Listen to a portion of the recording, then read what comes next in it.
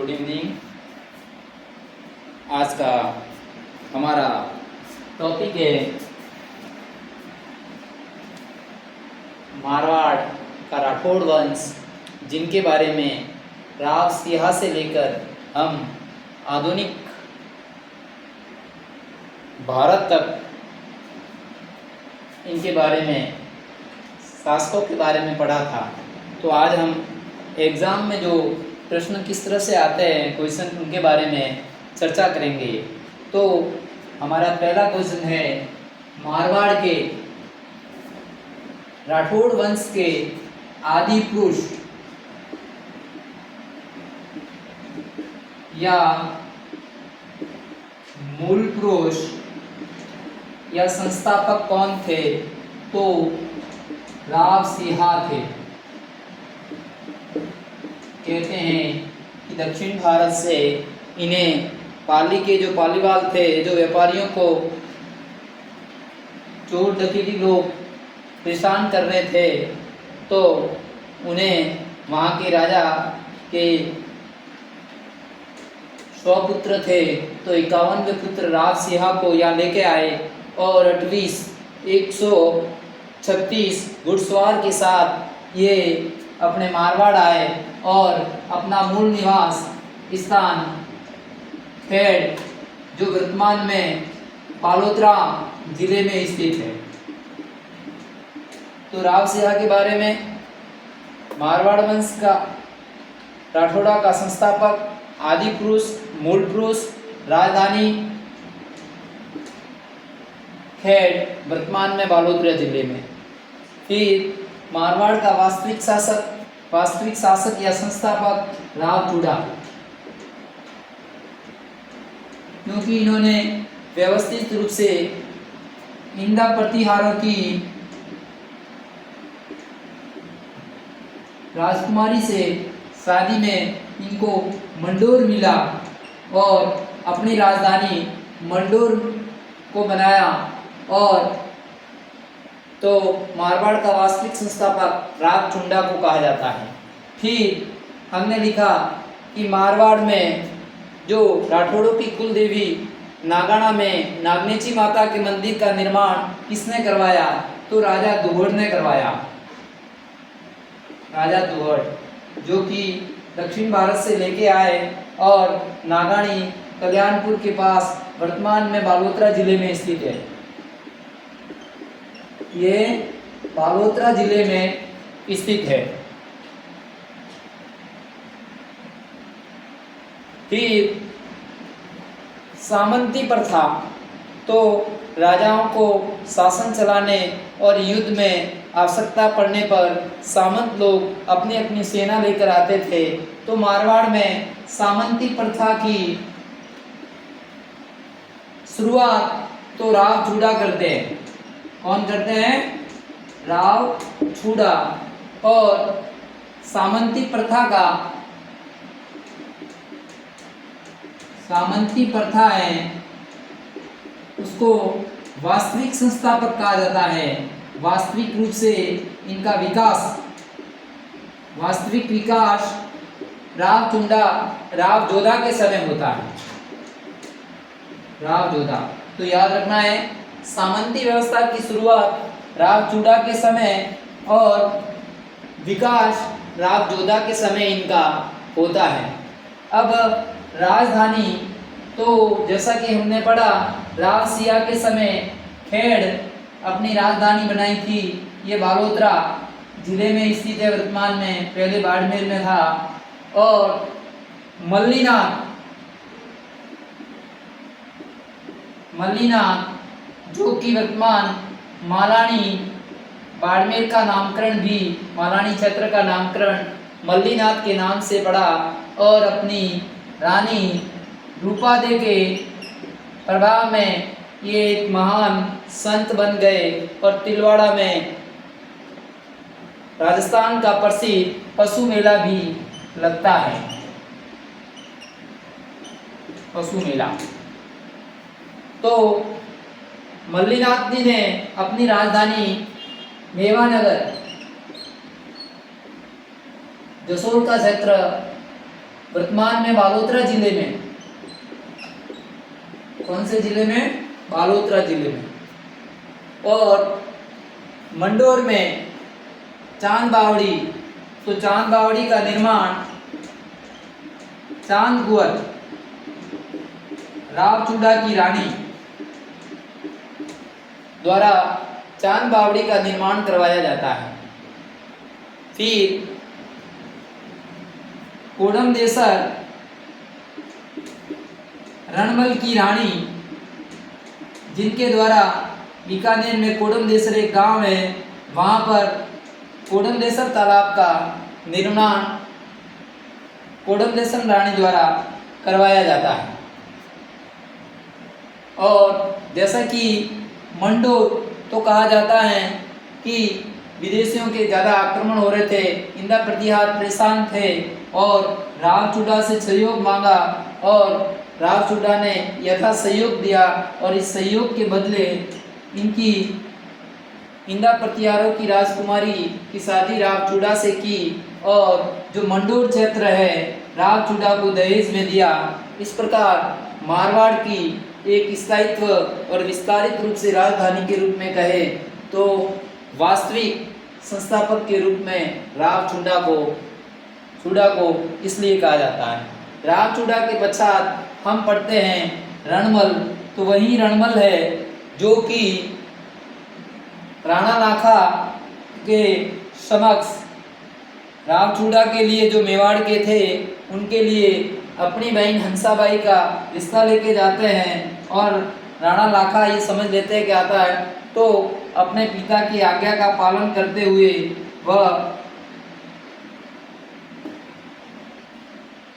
हंसाबाई की शादी राणा लाखा से करवा देते हैं और वह प्रतिज्ञा लेते हैं। इनकी प्रतिज्ञा रणमल की होती है कि हंसाबाई से उत्पन्न होने वाला पुत्र अगला मेवाड़ का राजा बनेगा, तो मोकल मेवाड़ का अगला राजा बनता है। और रावचूड़ा जो मेवाड़ के भीष्म पितामह कहा जाते हैं और रक्षा का भार और मेवाड़ के राज तिलक का अधिकार रावचूड़ा को दिए। अभी भी वह परंपरा जीवित है और मेवाड़ में राज तिलक की परंपरा सलुम्बर के चुंडावत राजपूत द्वारा ही, सामंतों द्वारा ही की जाती है। इनके पश्चात कहते हैं कि रणमल का मेवाड़ में बहुत आतंक बढ़ गया था और ये एक समय मेवाड़ पर कब्जा करना चाहता था और एक स्वामी भक्ति बारमली जो कि हंसाबाई के पास बात लेके जाती है और वो रावचूड़ा को समझाती है। मालवा से वो वापस आते हैं और बारमली के सहयोग से रणमल को 1438 में मार दिया जाता है और कहा जाता है कि जोधा वहीं था, तो जोधा वहां से भागकर बीकानेर में एक जगह है कोहुनी, तो एग्जाम में प्रश्न आते हैं कि मालानी क्षेत्र किसके नाम पर है, तो मल्लीनाथ के नाम से मालानी क्षेत्र का नाम पड़ा है और मल्लीनाथ के द्वारा किस क्षेत्र को अपनी राजधानी बनाई, तो मेवानगर हमें याद रखना है। और तिलवाड़ा में पशु मेला भी लगता है। फिर इसके बाद में रावचूड़ा मारवाड़ का वास्तविक संस्थापक मंडोर को अपनी राजधानी चांद कुंवर द्वारा मंडोर में चांद बावड़ी और रणमल की रानी कोडमदेसर द्वारा कोडमदेसर तालाब का निर्माण करवाया जाता है। इनके पश्चात रावजोधा जो कि 1438 से 1489 लगभग 50 वर्ष तक शासन रहा। तो एग्जाम में प्रश्न आता है कि मारवाड़ का कौन सा शासक है जिनका लगभग 50 वर्ष तक शासन रहा, तो ये रावजोधा का शासन लगभग 50 वर्ष तक रहा।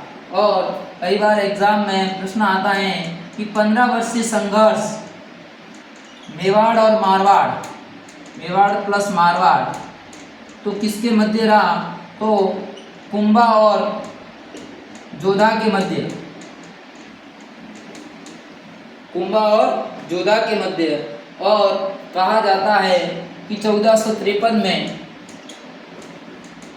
राव जोधा की बुआ हंसाबाई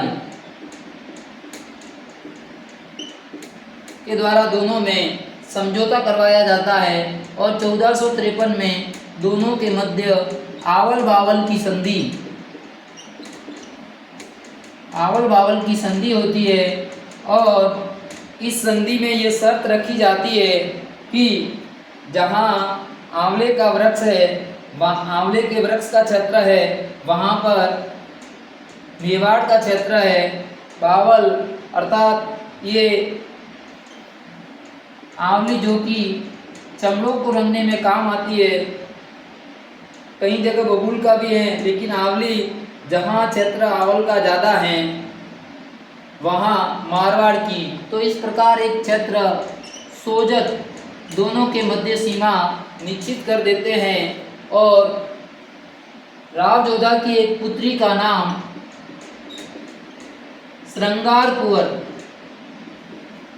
जिनकी शादी कुंभा के पुत्र रायमल से कर दी जाती है। तो ये आवल बावल की संधि की शर्तें और इसके तहत ये। और राव जोधा जो कि 1400 लंबे समय तक शासन करने वाला और जोधपुर शहर की स्थापना, एग्जाम में आता है कि जोधपुर शहर की स्थापना किसने की? तो मेवाड़ में उदयपुर की स्थापना 1559 में महाराणा उदय सिंह, और दोनों के बीच मध्य 100 वर्ष का अंतर है। 1459 में जोधपुर शहर जोधाना की स्थापना करता है और अपनी राजधानी बनाता है। और मेहरानगढ़ पहाड़ी पर, चिड़ियाटूप पहाड़ी पर मेहरानगढ़ दुर्ग का, मेहरानगढ़ दुर्ग का निर्माण राव जोधा द्वारा करवाया जाता है। और इस मंदिर की जो नींव रखी जाती है, कहते हैं कि करणी माता के द्वारा रखी गई थी, करणी माता के द्वारा। और राजाराम मेघवाल की इस नींव में बलि दी जाती है। तो इस प्रकार राव जोधा का 15 वर्षीय संघर्ष किसके मध्य यह था? 50 वर्ष तक किसका शासन था? आवल बावल की संधि किसके मध्य हुई थी और किसके सहयोग से हुई थी? तो आवल बावल की संधि कुंभा और जोधा के मध्य हुई हंसाबाई के सहयोग से। और श्रृंगार कौर किसकी पुत्री थी? तो राव जोधा की। और किसके साथ शादी की? तो कुंभा के पुत्र रायमल के साथ इनकी शादी की थी। और अब हम जो कि मारवाड़ का एक अगला प्रतापी राजा, जिनके बारे में राम मालदेव एक महान पराक्रमी राजा, जिनके बारे में कहा जाता है कि एग्जाम में कई बार प्रश्न आता है, हस्मत वाला राजा या शासक। तो यूनानियों ने या विदेशियों ने इसको हस्मत वाला राजा की उपाधि दी है। हिंदुस्तान का बादशाह, हिंदुस्तान का बादशाह, भारत का सम्राट, ये राम मालदेव को उपाधि दी। कहा जाता है कि इनके तिलक के समय इनके पास केवल जोधपुर और सोजत का क्षेत्र था और अपनी प्रतिभा के बल पर इन्होंने, कहा जाता है कि अपने जीवन में 52 युद्ध लड़े और 58 परगनों पर विजय प्राप्त की, जो कि मेड़ता रिया, शिवाना, नागौर, अजमेर, जैसलमेर, बीकानेर, ये बहुत सारे क्षेत्र और भादरा जोन, इस प्रकार ये क्षेत्र जीतकर अपने में मिलाया था। और कहा जाता है कि इनका एक प्रसिद्ध युद्ध 5 जनवरी 1544 को गिरी सुमेल, ये गिरी सुमेल एक सुमेल स्थान का नाम है, गिरी सुमेल वहाँ पर्वत है, उसके आसपास कहा जाता है कि शेरशाह सूरी जो हिंदुस्तान का बादशाह था, उनके सेनापति कल्याणमल जो कि बीकानेर का राजा और वीरमदेव जो कि मेड़ता का राजा सेनापति के रूप में शेरशाह सूरी की ओर से लड़ रहे थे और इनकी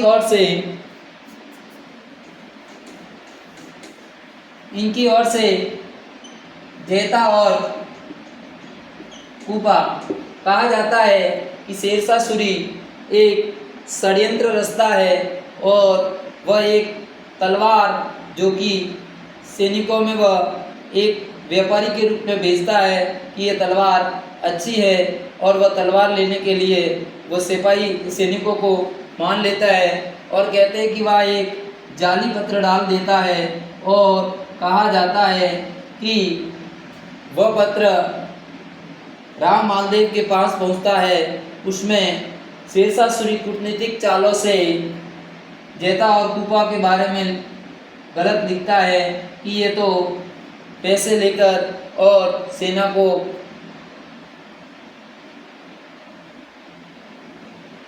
मुगल की ओर मिल गए हैं, और इस प्रकार मालदेव सेना लेकर वापस जोधपुर चले जाते हैं। ऐसा कहा जाता है कि मालदेव युद्ध बिना लड़े चला जाता है और कहते हैं कि जेता और कूपा अपने इस शेरशाह सूरी के षड्यंत्र के कलंकित को धोने के लिए एक वीरतापूर्वक लड़ते हैं और शेरशाह सूरी के मुंह से शब्द निकलता है कि मैं मुट्ठी भर बाजरे के लिए पूरे हिंदुस्तान की सल्तनत खो देता। तो कई बार एग्ज़ाम में आता है कि ये किसने कहा था कि मैं मुट्ठी भर बाजरे के लिए पूरे हिंदुस्तान की सल्तनत खो देता, तो शेरशाह सूरी ने कहा। और ये क्यों कहा? तो जेता और कूपा वीर सेना नायकों ने युद्ध लड़ा और बड़ी कठिनाई से ये अपने शेरशाह सूरी की विजय हुई। और कहा जाता है कि यदि मालदेव इनका पूरा सहयोग मालदेव का होता तो शायद शेरशाह सूरी ने जो कहा वह सत्य होता, शायद पूरे हिंदुस्तान की सल्तनत खो देता।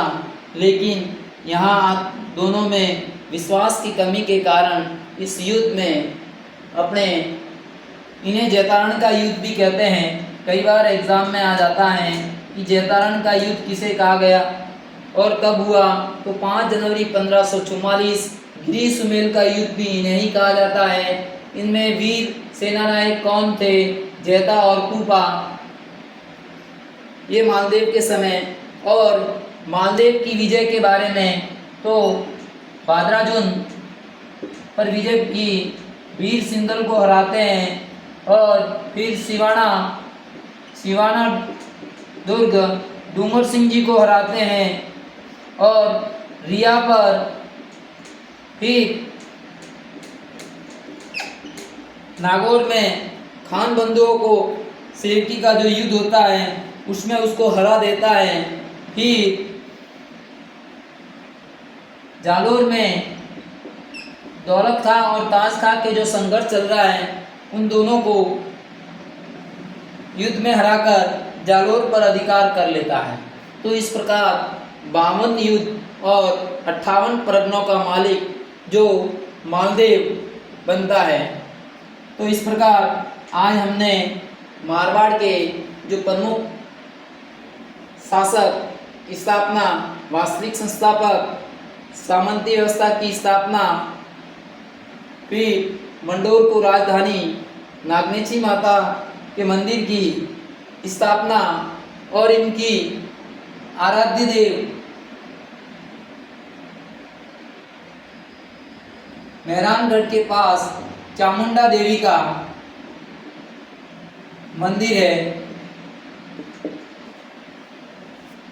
फिर राव जोधा का पड़ा 15 वर्षीय संघर्ष, हंसाबाई के मध्य समझौते से आवल बावल की संधि, अपनी पुत्री श्रृंगारी कौर की शादी कुंभा के पुत्र रायमल के साथ और सोजत की सीमा निर्धारित की गई। इस प्रकार हम अगले अध्याय में जो मारवाड़ के राठौड़ों के प्रमुख शासन रहे, जिनके बारे में जैसे जसवंत सिंह जी है, अजीत सिंह जी, वीर दुर्गादास, भीम सिंह, मान सिंह, अभय सिंह, उनके बारे में अगले टॉपिक में चर्चा करेंगे। जय हिंद, जय भारत।